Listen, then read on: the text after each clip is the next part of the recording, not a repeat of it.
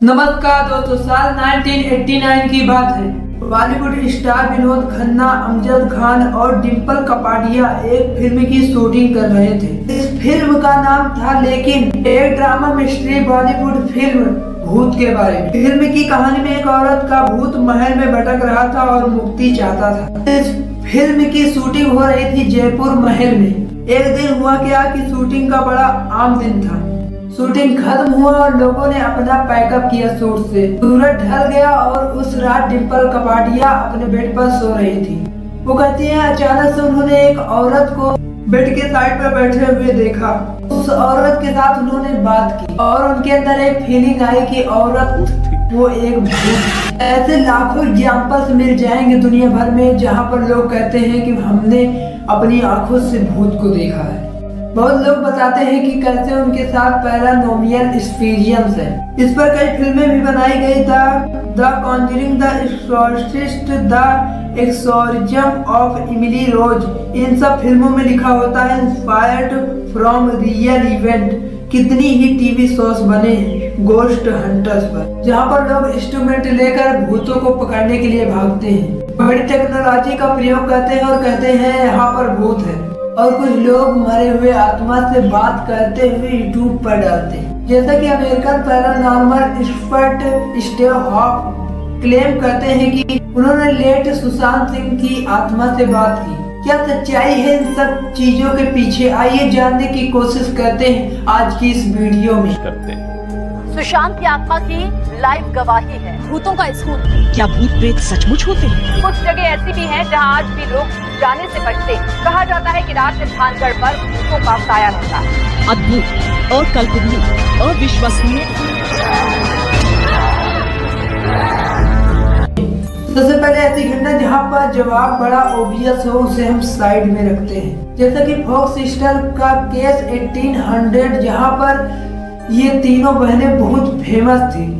Spiritual लोगों के बीच में इन तीनों बहनों को फॉक्स सिस्टर के नाम से पुकारा जाता था। लोग कहते थे बहुत छोटी सी उम्र से ही भूतों से बात करने लगती हैं। जब भी लोगों को आत्मा से बात करना होता था वे उन बहनों के पास जाते थे। ये बहनें आत्माओं से सवाल पूछती थी और रिस्पॉन्स में इन्हें कमरे की दीवारें बजती हुई सुनाई देती थी। कई बार क्या होता था कि उन्हें ब्लैंक कार्ड पर मैसेज लिखे हुए दिखते थे। इनके पास जो स्पीड टॉकिंग सेशन, आत्माओं से बात करने के सेशन थे। उस जमाने में ये बहुत पॉपुलर थे अमेरिका में। इससे तीनों बहनों ने बहुत पैसा कमाया। एक दिन इनके पति की मृत्यु हो गई। इससे तीनों बहनों ने बहुत पैसा कमाया। एक दिन एक बहन के हस्बैंड की मृत्यु हो गई। यह हस्बैंड बहुत ही ऑर्थोडॉक्स क्रिश्चियंस थे। ये इन सब चीजों पर बहुत विश्वास करते थे। उन्होंने अपनी वाइफ से कहा, तुम ये सब बंद कर दो वरना मैं तुमसे बोलना बंद कर दूंगा। अपनी हस्बैंड की मौत के बाद एक बहन डिप्रेशन में चली गई, ड्रिंकिंग करना शुरू कर दी। बाकी दोनों बहनों के साथ लड़ाई हुई इन चीजों को लेकर। फिर एक दिन क्या हुआ, एक बहन ने पब्लिकली जाकर कॉन्फेस कर दिया कि ये तीनों बहनें इतने सालों से लोगों को बेवकूफ बनाई जा रही थी। ये भूतों और आत्माओं से बात नहीं करती, बस ये छोटी मोटी ट्रिक्स खेलने लग रही थी। कभी धागे से बांधकर साइड में रख देती हैं कि कुछ गिरने की आवाज आए, कभी चुपके से अपने ही पैरों से बजाने लग गए, ऐसा लगे कि दीवारों पर बजने की आवाज आ रही है। एक बहन ने कहा, लोग इतने इमोशन हो जाते थे कि ये खुद ही इल्यूजन में आ जाते थे। लोगों को ऐसा भी लगने लग गया कि आत्माएं इन्हें टच करने लगी। एक ऐसी ही फेमस कहानी है एमिटिविल हॉन्टेड हाउस कि न्यूयॉर्क में घर था जो उनका नाम था एमिटिविल। वहाँ पर एक रॉनी हेड नाम का एक इंसान था जो अपने परिवार का मर्डर कर दिया था। जब कोर्ट में पेश किया गया तो इस बंदे को इसने कहा कि एक्चुअली में इसे वॉइस सुनाई देती थी, भूतिया आवाज के प्रेशर में मर्डर किया। इसके बाद एक परिवार था जो मूव्ड हुआ इस घर से, जॉर्ज और कैथी का परिवार, और इन्होंने भी कहा कि ये आवाजें सुनाई दे रही थी, उन्हें भूत दिखने लगे। उन्होंने भी पैरानॉर्मल एक्टिव होती हुई देखी इस घर में और फाइनली इन्हें घर छोड़कर भागना पड़ा।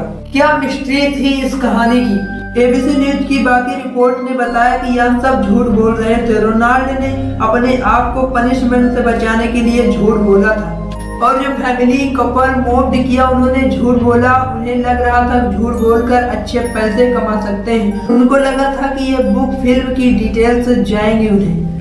इंडिया में इसका हाल ही में एक एग्जाम्पल मिला स्टोहाफ का। उसने कहा कि मैंने सुशांत सिंह राजपूत की आत्मा से बात की। उसने आत्मा से बात करते हुए अपने कन्वर्सेशन रिकॉर्ड करी, यूट्यूब पर भी डाल दी और पहले से ही बहुत सारे लोग इमोशनली फील कर रहे थे इस इशू को लेकर जो बहकती है।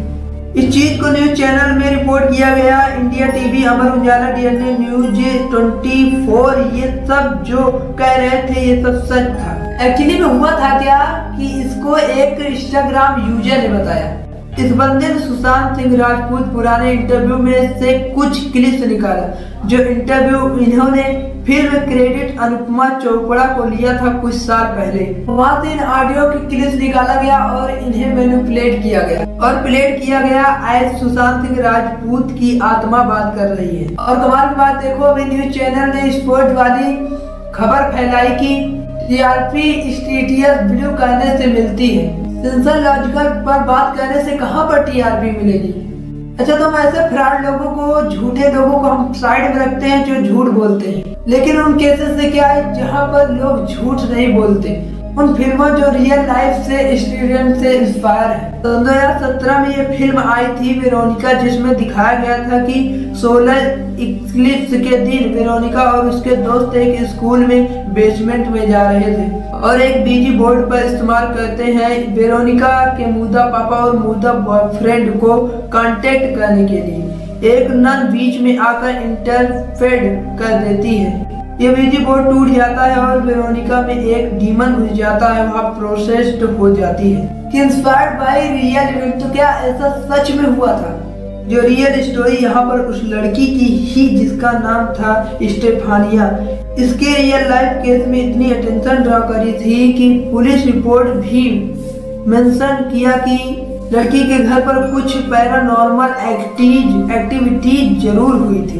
अगर आप ऐसी फिल्में देखते हो तो आपको जरूर फीलिंग तो होता होगा क्या सच में होता होगा, ये झूठ तो दिखाया नहीं जा रहा होगा, ये कुछ न कुछ तो सच होगा, चाहे थोड़ा ही सच हो लेकिन कुछ न कुछ तो जरूर सच होता होगा। सब कुछ तो गलत दिखाया नहीं जा सकता। इसलिए जब यह लिखा गया है कि अब फिल्म रियल इवेंट से इंस्पायर्ड है, लेकिन पॉइंट यहाँ पर है दोस्तों कि लोग इंस्पायर्ड को मिसअंडरस्टैंड कर देते हैं बेस्ड ऑन टू